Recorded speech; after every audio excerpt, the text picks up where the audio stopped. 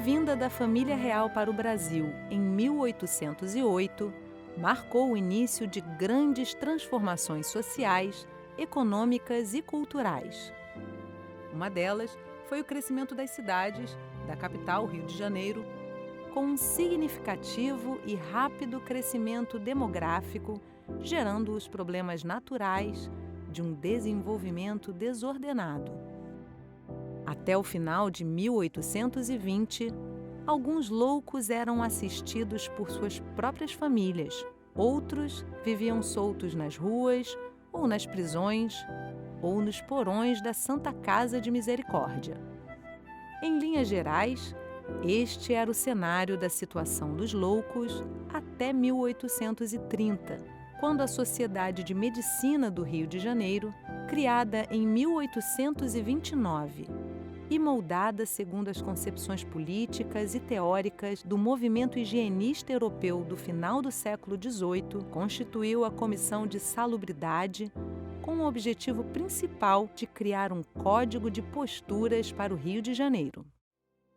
No relatório da comissão, composta por Luiz Vicente de Simone, José Francisco Xavier Sigô e José Martins da Cruz, é explicitada a primeira referência contrária à livre circulação dos loucos pelas ruas da cidade e propunha um local conveniente onde os alienados pudessem restabelecer-se por um tratamento físico e moral bem dirigido, e não onde eles se tornassem ainda mais loucos.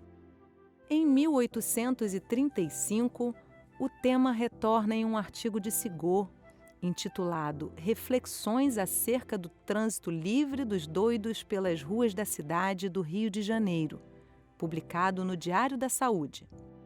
2 anos após, surge a primeira tese sobre alienação mental, defendida na Faculdade de Medicina pelo Dr. Antônio Luiz da Silva Peixoto, com o título Considerações Gerais sobre a Alienação Mental.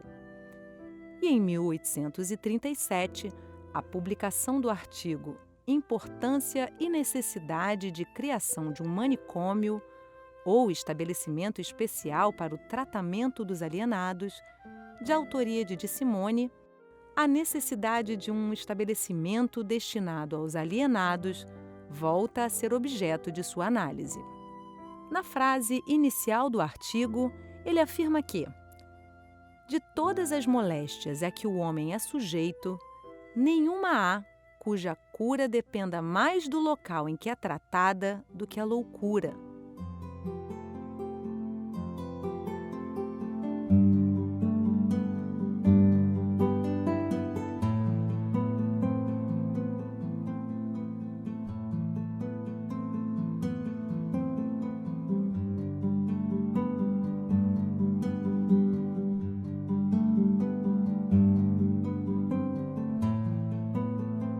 Em 1839, a campanha pela criação de um asilo de alienados recebeu a aprovação do Estado e da filantropia.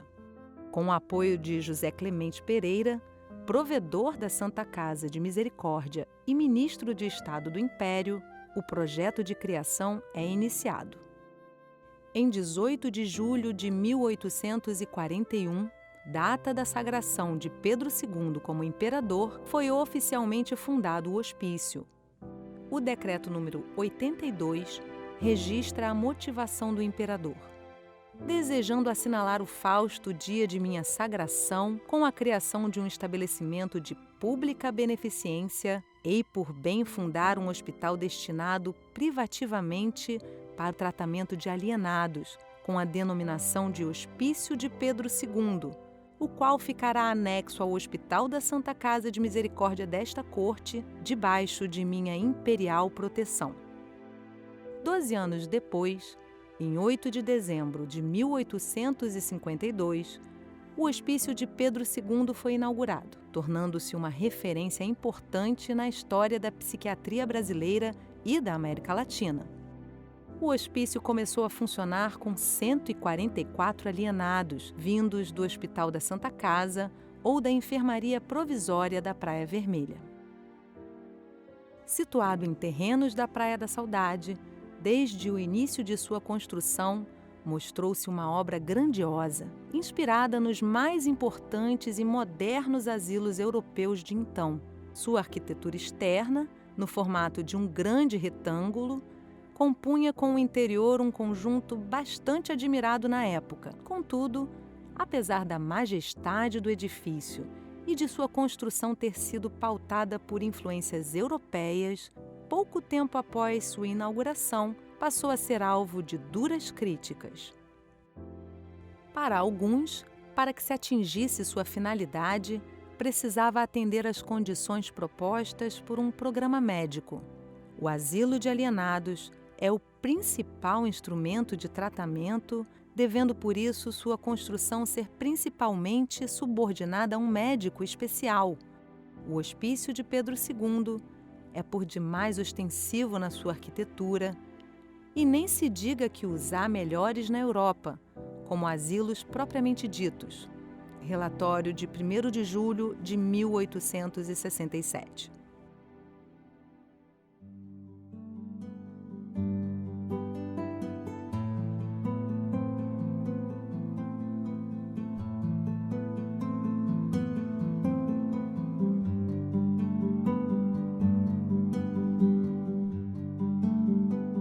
Os médicos se sentiam excluídos do poder sobre a instituição, uma vez estavam subordinados às decisões administrativas da Santa Casa e tolhidos pela presença das irmãs de caridade que faziam serviço nas enfermarias.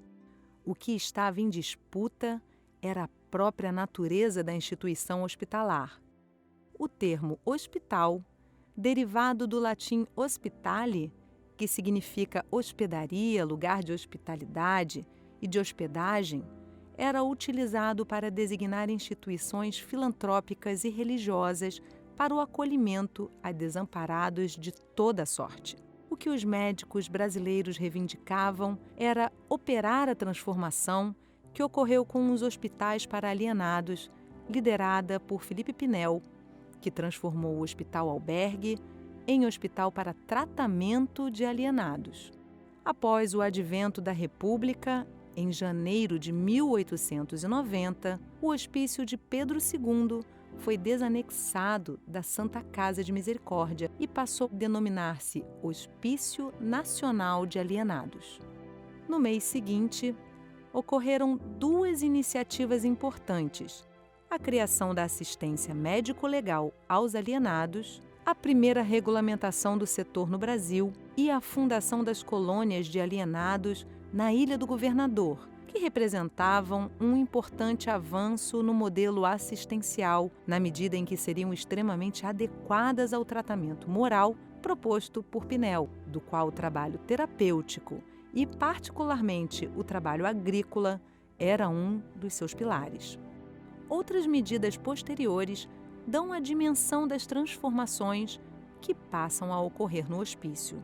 O afastamento das irmãs de caridade, que foram substituídas por enfermeiras francesas. A construção do pavilhão de observações para a realização de exames minuciosos e para a oferta das aulas práticas para a cadeira de Doenças Nervosas e Mentais da Faculdade de Medicina.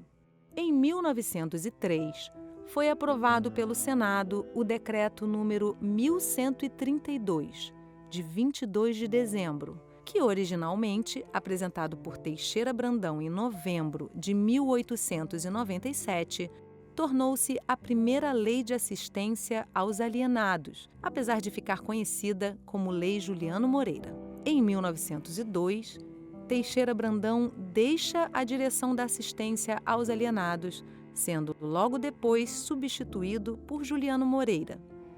Professor de psiquiatria da Faculdade de Medicina da Bahia, Juliano Moreira permaneceu na direção da assistência até 1930, destituído pelo governo provisório de Getúlio Vargas, e ficou reconhecido como mestre da psiquiatria brasileira, um notável cientista e líder de um processo de ampliação e modernização da rede de hospitais psiquiátricos e de colônias de alienados em todo o país. Com Juliano ocorre uma importante transição na psiquiatria, a passagem da tendência alienista francesa, de Philippe Pinel, para a corrente alemã, de Emil Kraepelin. O deslocamento de Pinel para Kraepelin tem um significado importante no debate sobre a etiologia das doenças mentais, relacionado à superação de uma compreensão mais filosófica representada pelo alienismo pineliano para uma visão de natureza mais biológica, proposta pela tradição alemã. Em que pese a posição moderada e até mesmo crítica de Juliano Moreira, a psiquiatria passa a assumir um discurso político de defesa da higienização e normalidade social, de instrumento de luta contra as desordens e as degenerações. Símbolo desse período é o discurso de Rodrigues Caldas no lançamento da pedra fundamental da colônia de Jacarepaguá em 1920, onde exalta a importância de uma nova legislação para solucionar delicados problemas de higiene e defesa social pertinentes aos deveres do Estado para com os tarados e desvalidos de fortuna, do espírito ou do caráter, para com os medicantes ociosos e errabundos, para com os ébrios, loucos e menores retardados, ou delinquentes, ou abandonados, assim como para os indesejáveis inimigos da ordem e do bem público, alucinados pelo delírio vermelho e fanáticos das sanguinárias e perigosíssimas doutrinas anarquistas ou comunistas, do maximalismo ou bolchevismo.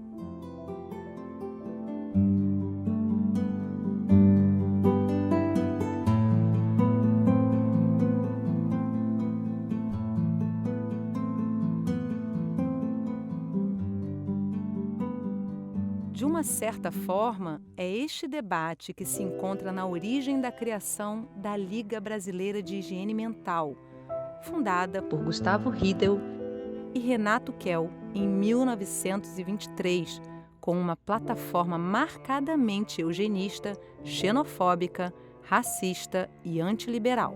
Nos anos 1930, a psiquiatria se vê dominada por novos sonhos de cura definitiva das doenças mentais, com o surgimento de novas e promissoras promessas anunciadas pelo choque insulínico, pelo choque cardiazólico e pela eletroconvulsoterapia, eletrochoque, e pelas lobotomias.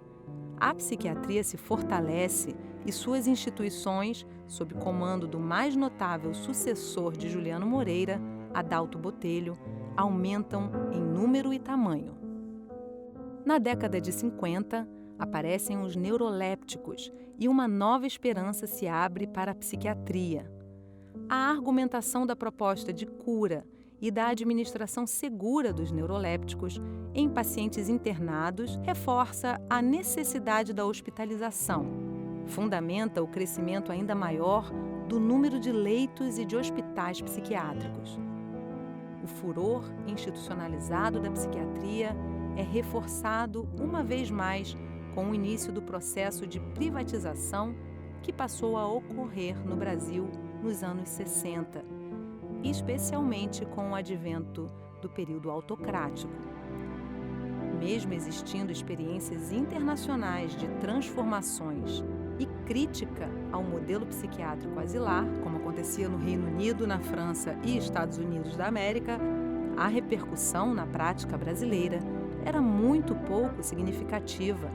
Uma ou outra iniciativa aqui e acolá, com Nise da Silveira, Oswaldo Santos e outros, ou com as propostas mais preventivas e comunitárias, a exemplo do Plano Integrado de Saúde Mental, o PISAM, o que se via era a consolidação de um modelo altamente centrado na internação asilar, com fortes características de institucionalismo, segregação e violência.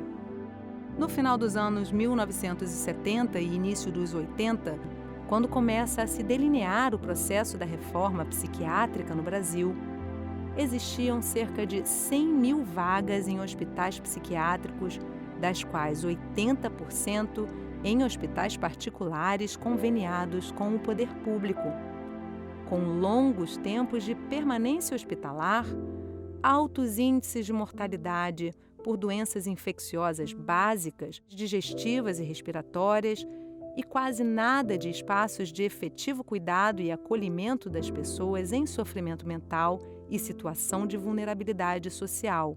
Os gastos com o pagamento de leitos, especialmente ao setor privado, absorviam 97% de todos os recursos financeiros do setor. A conjuntura de democratização, a necessidade de efetiva participação social na construção das políticas públicas e a decadência do sistema autoritário vão abrir a história para o cenário da reforma sanitária e da psiquiátrica.